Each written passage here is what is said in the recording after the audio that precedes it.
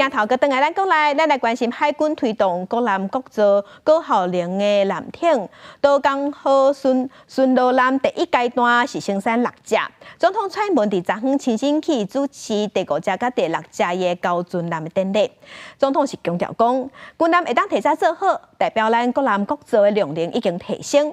这2只军艦内底嘛有向2向3的反艦飞弹，火力是真强，而且阁有航艦杀手的称号。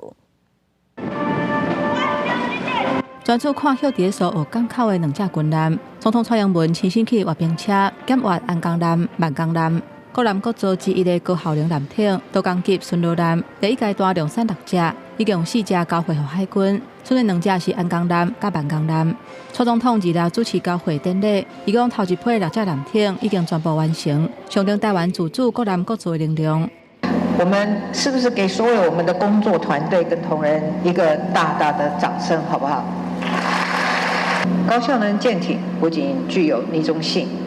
航行稳定性，更是海军首型具备防空能力的小型舰船。岛港级顺路艦优秀的性能得到国际上的认同，嘛加速量产。原本按照2025年交会目标，提早20个月完成。现场除了有安江艦、万江艦，还有包括塔江艦、富江艦、旭江艦、武江艦，嘛伫港口排几排。6只军艦做伙公开出现，共同负责制海作战的任务，创下国南国造新的路站比。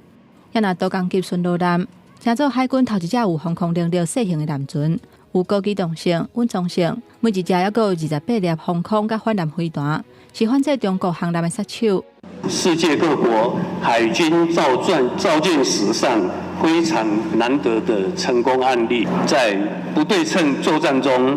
可以实施蜂群、饱和攻击，是航母杀手。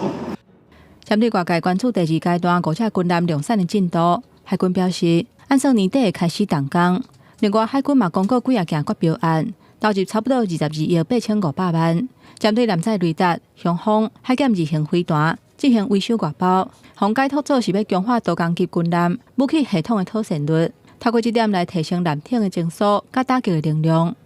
记者综合报道。